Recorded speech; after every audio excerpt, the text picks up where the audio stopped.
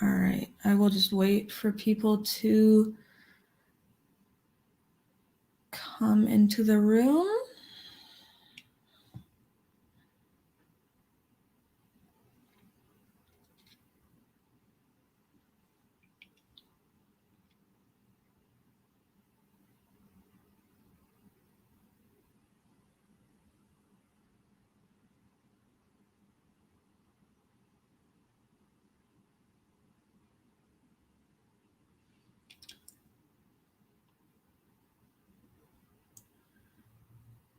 As people are coming into the room, if you just want to say hello or if you want to start thinking of any questions that you have, do feel free to put those in the chat, please. And then I will get started. All right, I will wait.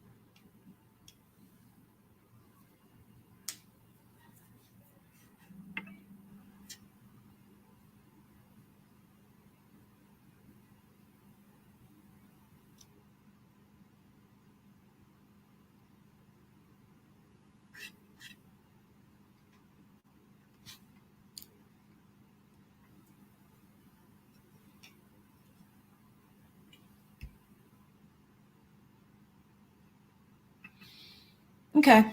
Hello, everyone. Welcome to the chemistry room. My name is Fitz. I will be your host for today. My pronouns are they, them. First, I would like to gratefully acknowledge that Science World is located on the unceded and traditional land of the Tsleil-Waututh, Musqueam, and Squamish nations. We will start today with a quick introduction from our awesome group of mentors, and then we will follow that with a quick hosted discussion. If you're in here and you have any questions for the mentors, do please feel free to put those in the chat at any time. So our technician today is Vaishnavi, who will be monitoring the chat. If you have any tech issues, they would be happy to assist. We ask that you please keep comments in the chat and question section respectful and relevant. So now it is time to meet our mentors. Let's start by going around and doing a quick introduction before we jump into some questions. So mentors, you're up on screen. So I suppose we'll just go in what looks to me like a circle. So Linda, you can start. Just name, job title, and the thing you love most about your career. Okay, so my name is Linda Ueda. I am a family doctor. My pronouns are she, her, hers, and I'm joining you today from the traditional territories of the Coquitlam people. And what I love most about my job is working with people. I love interacting with people and probably helping them when they're at their most vulnerable, and seeing if I can make a connection and somehow help them with their journey. So thank you for having me. Awesome. So Emma, if you want to go next. Hi, my name is Emma, and my pronouns are she, her. My current job is as a science education specialist at the University of British Columbia, where I help support educators in being educators. My degree is in chemistry. I got it in 2015 as a lab scientist. And I'm also currently working as a sessional instructor for Thompson Rivers University, which is in Kamloops, British Columbia, as a sort of side hustle. And what I like most about my job is I also like working with people. I think there's an element of being a chemist and being a lab scientist that makes you like people. So, yeah. Yeah, so Nicola. Hi, my name's Nicola. My pronouns are she, her, hers. My background's in chemistry, specifically medicinal chemistry, which is what I studied to PhD level. And I'm actually now a registered massage therapist based out of Vancouver. And I'm also a science facilitator at Science World here in Vancouver, British Columbia. What I love most about both of those jobs is working with people. I like to think that I inspire people, whether it be at a science level or at a wellness level, which is obviously what I do as a registered massage therapist. Yeah, and I'm originally from England, so I moved here just over 22 years ago. Awesome. So again, if anyone's coming in, if you just want to put questions in the chat, then please do. I'll get started with, I guess, some questions that I have prepped. I suppose this is the chemistry room, and we're trying to get people interested in chemistry, or people who are already interested in chemistry more interested. So maybe in research you've done, or in research you did when you were in university, what's sort of the coolest research that you have done? Or I suppose what I'm asking is, what's a little chemistry fun fact that you've got? We can do it in the same order. So if Linda, you want to go first? Sure. Well, so that's taking me way back.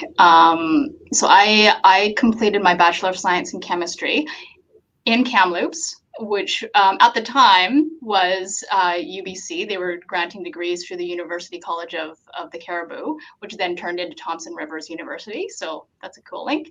I had always known that I wanted to go into medicine. And so my route there was to go through the sciences. And my split was initially really biology and chemistry. And what I found as I progressed into second year, third year, was that I loved the mental puzzle of chemistry. You know, I just found that biology was a lot of memorization, you know, just that kind of in output. But I really loved that chemistry felt like a puzzle. It was this mental gymnastics, and I loved the challenge of that. I didn't do a whole lot of research in my time in chemistry, but I loved the labs. I loved, you know, the experiments. That was what really kind of got me hooked. And I think going forward into my medical career, you know, those things translated, that mental gymnastics, that problem solving ability that chemistry gives you, stayed with me to this day. And so I'm really glad that I took that route. Yeah, that's really interesting that you say that, because that's sort of with my classes what I've noticed as well, that chemistry is definitely very sort of feels sometimes a lot like solving a puzzle in a way.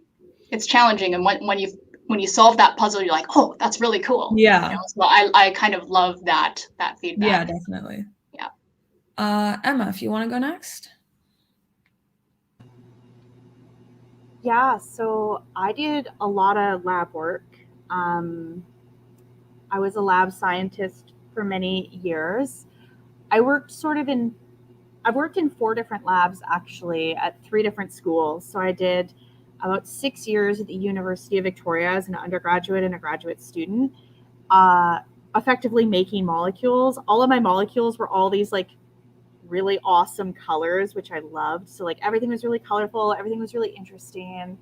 I then went to the University of Ottawa for a year and a half as a postdoc, and there I got to study this like really important transformation, like this really important carbon-carbon bond forming reaction, but not in the way that most people do, but in the way where we actually studied how it fails. And I thought it was so interesting to sort of like get to live in that world where it's like, oh, we're not like trying to make this better. We're actually trying to understand like why this doesn't work so that other people can make it better. It felt like sort of being in the trenches a little bit, but it was really, really interesting. And I loved like Linda said problem solving, Fitz said problem solving, like that is chemistry. I'm like, it's like a crossword puzzle just with molecules. And then I actually did a stint at the University of Alberta doing a lot of the same stuff. And so, I mean, my like sort of chemistry life is all about like why things don't work. And now as like an educator, I spend a lot of time thinking about like what goes wrong in a classroom. And all of this isn't to say like that I'm like looking for failings. It's like, no, I think like studying things that don't work is really informative. And so I think my like time as a lab student really informed my practice as an educator and as an educator assistant. I think my answer is going to be a combination of what Linda and Emma said. My research actually started in the UK, and I was looking at a group of molecules called phenothiazines, which are really, really beautiful colors, purples and blues, sometimes a mix of greens. And my two favorite colors are purple and blue. Not that's why I was looking at them. Then when I came to UBC, I was looking at a series of compounds based on porphyrins. So porphyrins, most people don't realize that we're surrounded by porphyrins. Vitamin B12 is one, heme in your blood's another, and chlorophyll in plants is another. So what I was looking at doing is changing functional groups on both sets of these groups of chemicals to see how we could change their chemistry. And I'll tell you now, very little worked. But that is what research is. If you go into research thinking that you are going to find the answer just like that, you are going to be very, very, very disappointed. And I think that the reason why I loved and still love chemistry to this day is because I'm tenacious. So I like getting down into the nitty gritty and trying to figure out, okay, this didn't work. What can I do to improve this? And I think if you've got a methodical, analytical mindset, then you will absolutely love the field of chemistry. And when I teach my chemistry classes at Science World, I will often notice, and bear in mind, these are anywhere from kindergarten up to grade 7. A lot of the children in these groups are frightened to raise their hand to answer a question because they're frightened of being wrong. We've unfortunately become a society that is frightened of being wrong. And so one of the things that I will say to them is that it is okay to be wrong in science. You also want to find out what doesn't work just as much as you want to find out what does work. And finding out what doesn't work helps you become a better scientist anyway. So I think that is what my take home is from my research. And I still use all those skills that I learned as a chemist, both undergrad and grad school, in my profession as a massage therapist. I'm clinically testing people. I'm writing clinical notes. I write medical legal reports. I'm not allowed to diagnose like Linda is, for example, but I can come up with hypotheses to say, well, I think that this might be happening, or this might be happening. This might be why your shoulder has a decreased range of motion. So, you know, the questions like what, when, why, where, who, they all apply everywhere in life, and you will learn those if you go into science research. And I just love that. I know I'm babbling now, but I love that. So that is my very long-winded answer. No, yeah. So, I guess you've all sort of spoken on this a bit now, but if you maybe had anything that you wanted to expand on it. So, considering most of you are, or all of you, I guess, are not sort of necessarily in a field of like pure chemistry where you're working in a lab with chemicals every single day, sort of, I guess, how did both the sort of hard skills and sort of the softer skills that you learned from your chemistry degrees, how are those helping you in your day-to-day? So we can do the same order again, I guess. Just Linda, if you want to go first. Sure. Yeah. So like Nicola said, I found the analytical part of chemistry that kind of hooked me. And that does still carry through to what I do today. So when I see a patient, you know, I need to make sure that I go through all the different things that it could possibly be to create my diagnosis. I order lab tests, which, involve chemistry in the background. So I have to have some understanding about that as well. What the lab tests mean, what it doesn't mean. I also have to understand that lab tests aren't perfect. They're not written in stone. And so you have to be able to think through that and come to a conclusion that makes sense for what you're looking at. And so, yeah, I still do think that I use the skills that I learned in chemistry, the organizational skills, the analytical skills. So I don't think I would go back and change anything. If I hadn't gone into medicine, I probably would have pursued a career, a master's or PhD in chemistry, because I found it that interesting. Yeah. So Emma.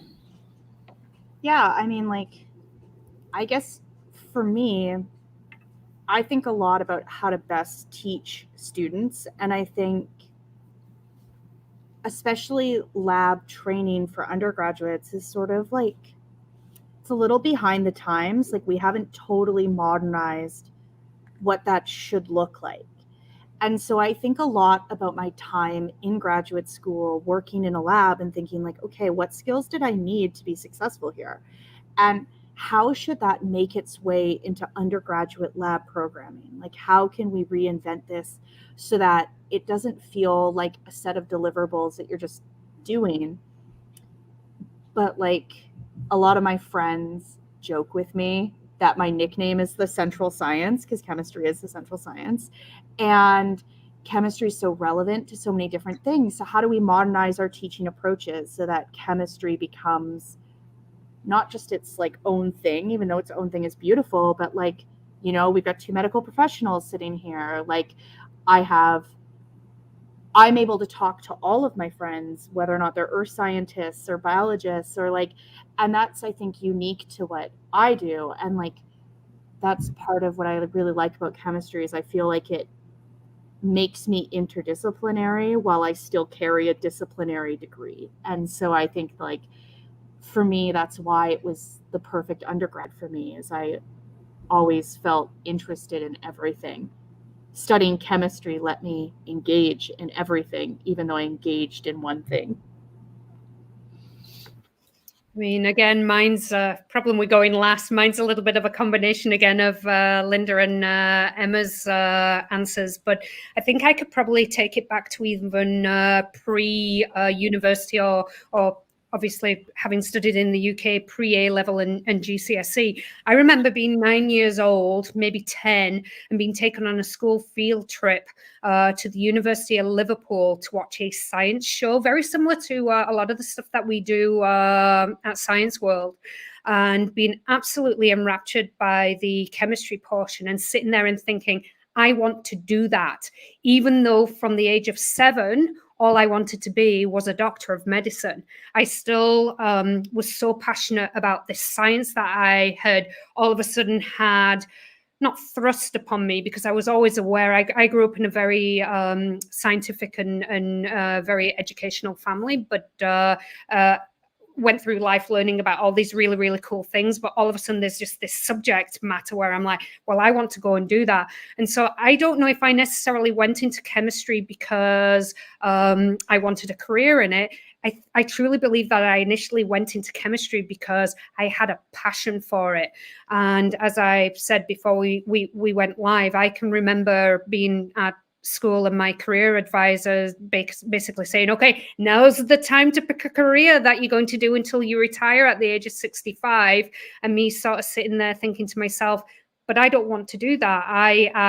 I'm interested in a career in medicine, but this subject here interests me more. And in the UK, you can go to med school at the age of 18. You don't do an undergrad first and then go to med school. So I took the route of doing a subject that I was passionate about, and I loved it that much that I then went and did some more of it till the point where it was like, okay, I'm interested in looking at something else now. And again, coming back to what I said with the last question, sort of tying it all together, I still use a lot of those skills as a RMT. So it's all about being analytical, being able to problem solve, being able to ask the right questions, and I love that. I've got a school report from the age of 6 that says Nicola enjoys having her brain stretched. So that's me. That's why I've done the careers that I've done. Awesome. Yeah, that's really interesting. Definitely hearing about how like really interdisciplinary chemistry can be.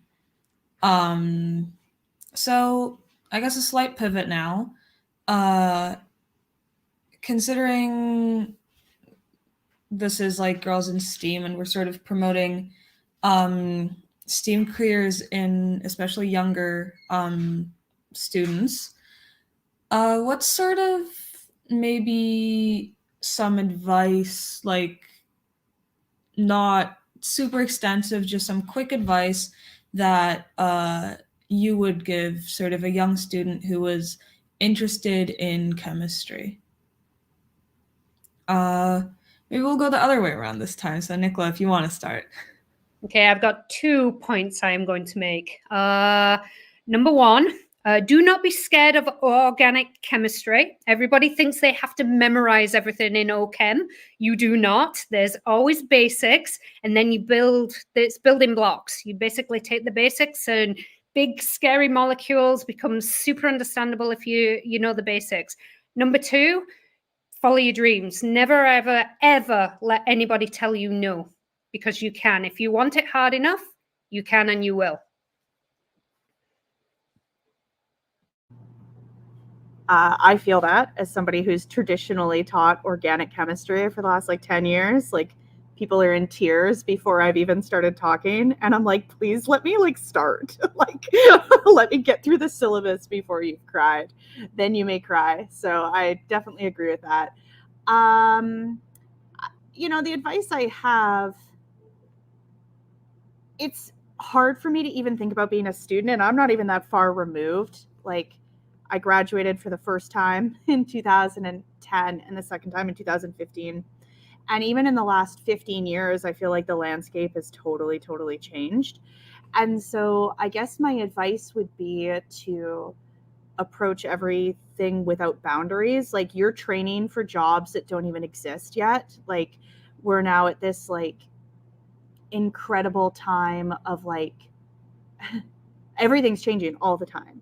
And so and the workforce is constantly evolving. And so take a class for fun. Like, you're never gonna get to do this again. Like, being an undergraduate student, being a graduate student, like being a student is such a fun adventure. And so if you're thinking like, hey, I'm gonna go take an earth science class to dabble in it, like that's something I didn't do as a student. I was so like directional. I'm like, I'm gonna take some classes, I'm gonna get this done, I'm gonna get out.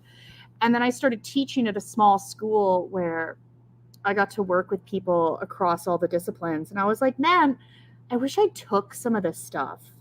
I wish like I'd given myself the gift of that like experience as an undergraduate student, and like had expanded my mind a little bit more beyond my disciplinary scope. Because I don't know, maybe my career, I love my career. I love what I've carved out, but like maybe things would be a little bit different. Like, I took physiology my first year and loved it, and then didn't keep taking it because my schedule got full. And I'm like, gosh, I should have kept doing that. Like, there's a sociology of sport class, and I was like, man, I should have taken that. I love sports.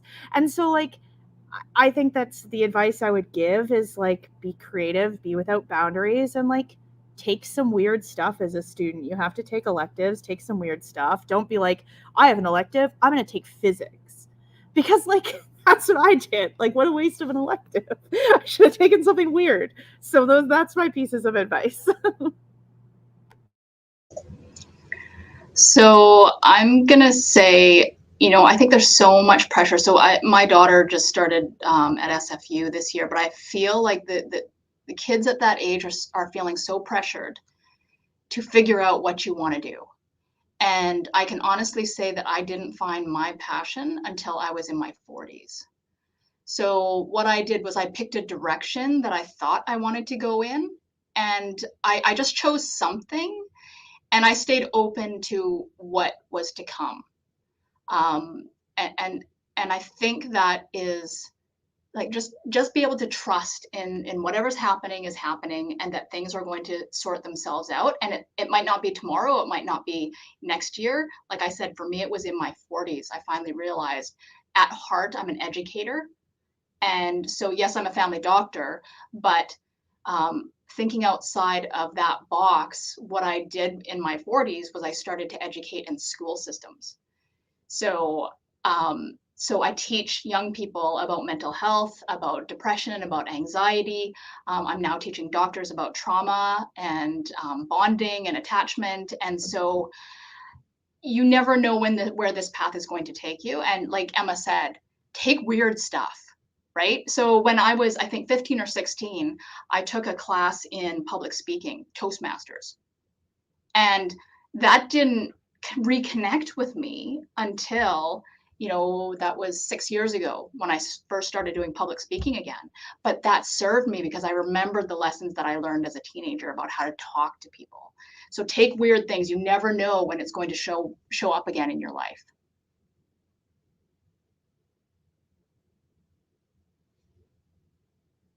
Oh, Fritz, I think you're muted.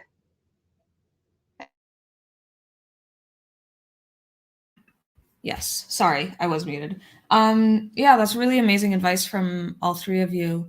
Going off that, are there any resources that maybe someone in sort of high school or maybe even late elementary school, are there any sort of resources, like they could be online, they could be something, maybe not something concrete, but just something theoretical, anything like that that you can think of? Maybe if Nicola, you want to start again. Sure. I mean, obviously, for the up to about grade 7, definitely Science World has a lot of good resources online. I mean, I have to be honest here. I've not actually worked in the building for the last 2 years due to the pandemic. So I'm not aware of what they have right now for older students, but it takes 2 seconds to go to the website and take a look under resources. I know that certainly not chemistry related, but certainly with a lot of the robotics and all that kind of stuff, the tinkering type stuff. I think there's been a bit more of a focus on older age groups. So plus there's a whole bunch of us that work there that are, in the field of education, albeit science communication within education. And I know that I myself used to love getting emails from students just asking questions, and some of the best resources are the people that have actually lived this. And then there's a lot of good stuff on just by doing a Google search as well. I mean, don't get lost. I mean, my chemistry teacher always used to say to me, don't forget, you've got to see the wood, don't be not seeing the wood for the trees. And, you've basically got to be able to make it succinct. So, a quick Google search will definitely direct you direct you in the right direction. That sounds wrong. And then I used to go to, there used to be a thing that the BBC, obviously UK based, but I mean, it's available online. The BBC used to do a lot of very, very good stuff for older age groups still in education.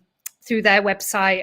Again, their education system's a little different here, but the chemistry is still the same. So, if you wanted to take a look at what they've got, they had some really, really good stuff to GCSE and A-level. BBC Bite Size. Yeah, Bite Size, yeah.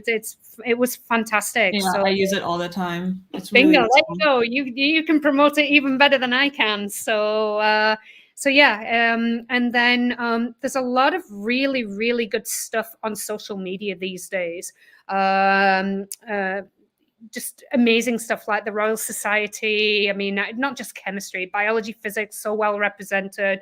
Neil deGrasse Tyson's out there. I mean, they're all doing their stuff. I mean, I often joke and say, if it stinks, it's chemistry. If it's slimy, it's biology. And if it doesn't work, it's physics.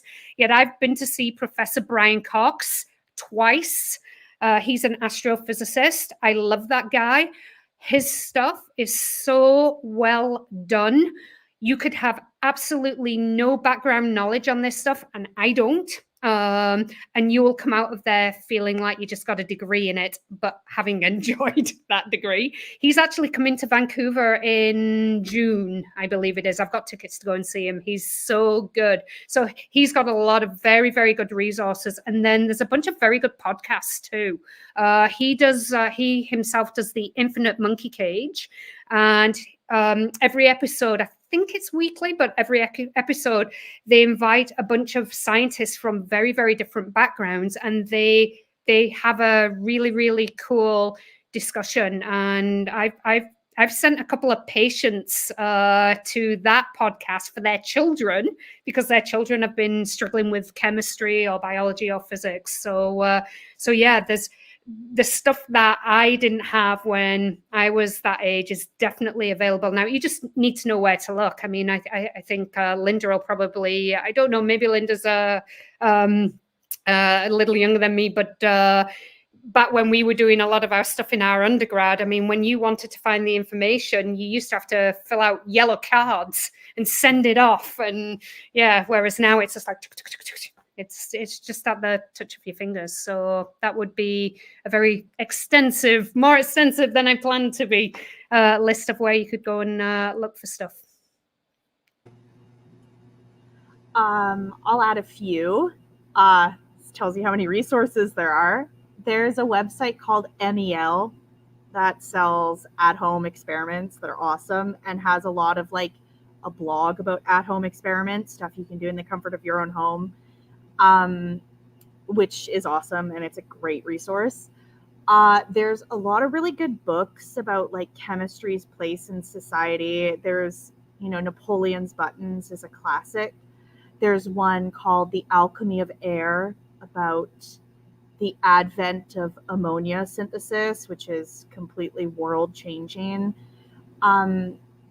I'm really into this one called Braiding Sweetgrass, and it's about the marriage of traditional medicine and Western medicine is rooted in the molecules in plants. It's really good. So there's just so many great books that you can read. I recommend joining networks when you can. So the Society for Canadian Women in Science and Technology is great. And they have lots of really good programming for like pen pal programs. When you're an undergraduate student, you can become a member of the Canadian Society for Chemistry for free and get access to their magazine and their website and their job resources. You can become a professional chemist in training when you're a student. So I'm registered as a professional chemist in the province of British Columbia, only so that one day I hope I am called as an expert witness in a trial. So let's all just hope that Emma gets to live her dreams someday. But you can register as a chemist in training, and these things are all free.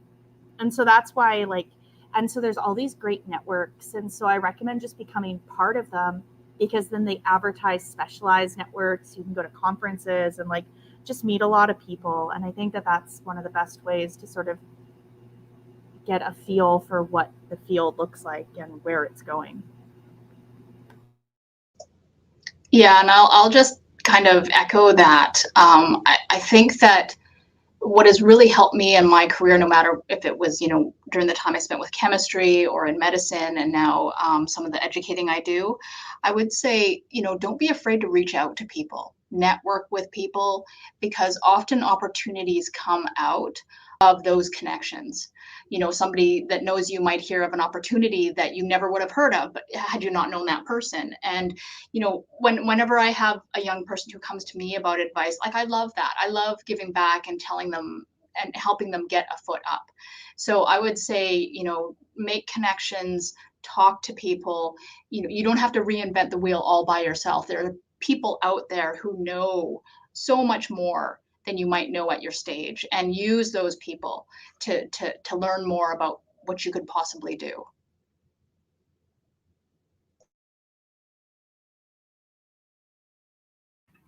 Yeah, that's all some really amazing resources. I can definitely vouch for some of those, especially BBC Bite Size has saved me a lot in chemistry this year.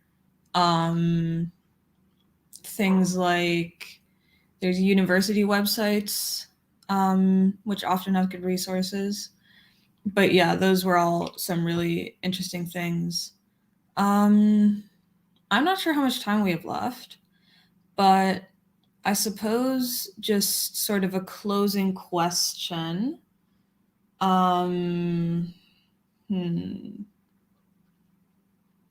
Something quick. I'm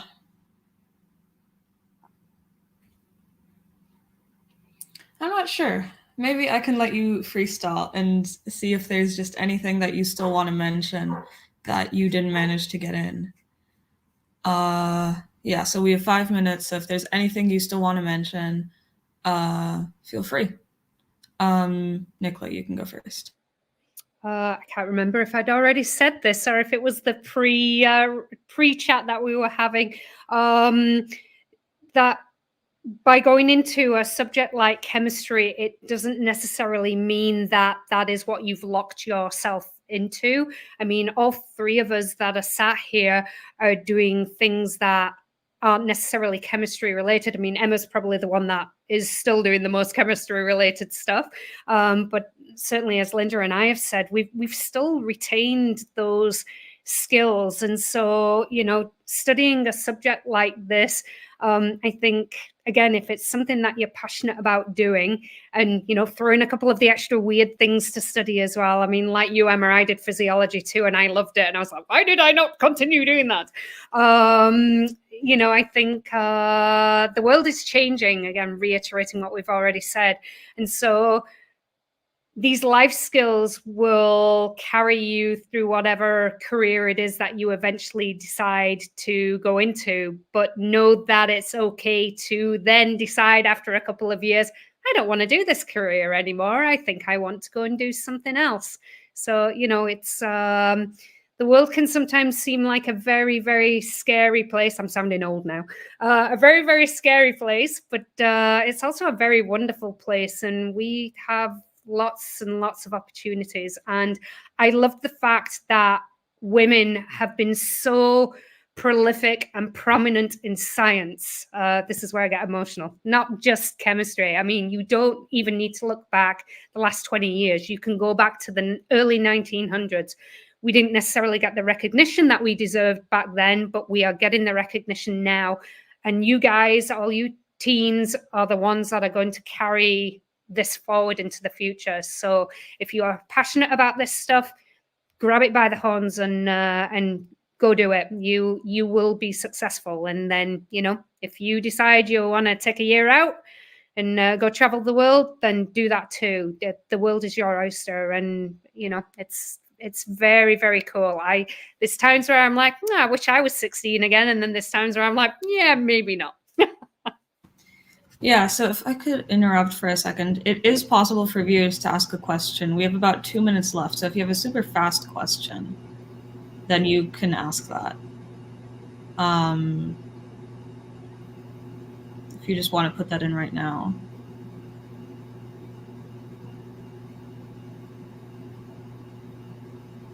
Sorry about that. I did forget to, after a few people came in, repeat that you can put your question in the chat. Just to interrupt, I'm not sure if participants are getting access to our email addresses, but I'm also very, very happy for anybody that didn't get a question answered to email me directly. So we can maybe sort that out through the people back at Science World. Yeah, I think there'll probably be a way to figure that out. Okay, super quick, last question. How connected is, this will be useful for especially you, Linda, how connected is sort of clinical research / clinical science to chemistry? And can someone who's interested in chemistry go into that field? So that will just be our closing question. So I guess my question is clinical meaning medicine? I'm guessing medicinal. Yeah, okay. Well, I used it as a springboard to launch my career. So it's definitely a possibility, you know. I'm also doing research as a family doctor around mental health and things like that. So my background as you know, a chemistry major has definitely helped me develop this. And like there was a gap between the time I did my chemistry and you know, entering into research again now. So it's definitely been helpful for me. I'll just add that there's a whole degree called clinical chemistry too. And so that is also available in case that was helpful. Okay, awesome. Well, that's all the time we have for today. Again, thank you to the mentors. You gave some really great advice, had some really good resources. Thank you for answering all the questions. For anyone in chat, I think you have a bit of a break now and you get some time to explore your virtual booths. You can access those through the exhibit hall button at the top of the page and project board. The next session will start at 6 p.m. So be sure to choose the room that you want to go into next. And thank you very much.